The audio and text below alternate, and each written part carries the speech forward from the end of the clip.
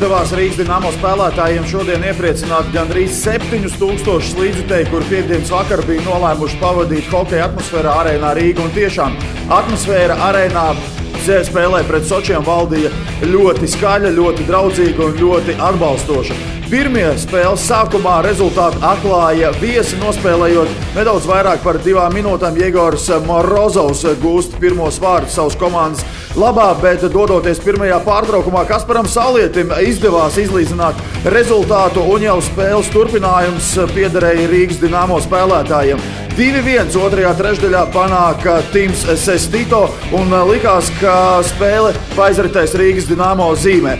Pretinieks nomaina vārdsargu pret 6. laukuma spēlētāju jau 3. trešdaļas izskaņā, bet 59. minūtē pēc 30 sekundžu pārtraukumā iegūtiem norādījumiem no Soču galvenā trenera Mihails Mamkins raida ripu no zilās līnijas spēcīgi Jakuba Sedlačeka sargāto vārtu virzienā un trāpa. Rezultāts ir izlīdzināts 2-2. Seko spēles papildu laiks 5 minūtes, kura laikā komandas ar vārtu guvumiem neizcēlās, bet pēcspēles sodametienu sērijā, diemžēl jāsaka, jau 3. spēli pēc kārtas pārāk izrādas mūsu pretinieki. Par situāciju spēles beigās devāmies komentāru uzzināt no Rīgas Dinamo spēlētāja Miķeļa Rēdlika.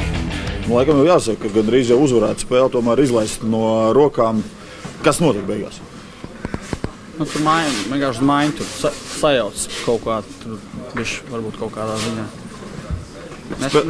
Nesadalīja, kam tur jāmaina un noraidījums.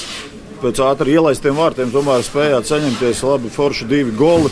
Tas spēles kontrole arī bija jūsu rokās. Kāpēc neizdodas faktiski nospēlēt visas tās 60 minūtes? Sanāca, ka 59 šodien nospēlē. Es nezinu. Es godīgi pateikšu, nezinu, kas notika. Jo bija tieši tā, 2-1 diezgan labi spēlējām, arī tur kontrolējām to situāciju principā. Un tur tas smuļķīgais, tas noraidījums. Ir kā tā doma vēl, kad izturēsim to noraidījumu, jo visi bijām kopā tā kā. Bet, tomēr ielaidām to golu un it kā pēc tam arī jau runājam, ka vajag paņemt arī tos 2 punktus, bet, nespējam kaut kā, kaut kas pietrūks. Jāiet caur šām grūtībām, vienkārši jāmēģina kaut kā tikt ārā un jāiet uz priekšu. Nav citu variantu. Pirmie vārti spēlē un tiešām ļoti skaisti izpildīts un realizēts pēcspēles soda metiens Jegora Morozova izpildījumā. Par iegūtajiem 2 punktiem un aizvadīto maču pēc spēles arī viņa komentārs.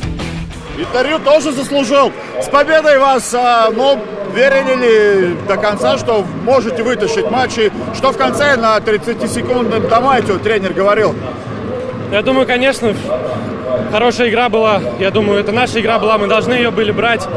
И я думаю, все ребята выходили на 3-й период только с настроем, чтобы выиграть. Я думаю, все получилось. А тренер сказал, все попроще, и броски от защитников бросили, забили. Молодцы. Получился твой первый победный буллит, тоже очень быстро вывели вперед в результате в первом периоде. Потом Рига по статистике, по броскам взяла инициативу. Как вы обратно пришли на игру? Я думаю, там просто удаление где-то подломили, где-то мы чуть-чуть сбавили.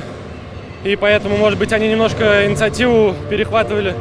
И где-то смены мы переигрывали. Так что это хоккей, все бывает. И последний зрелищный буллит получился. Знал, что делал? Конечно, знал.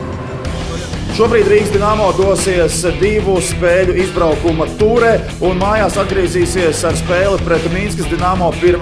novembrī.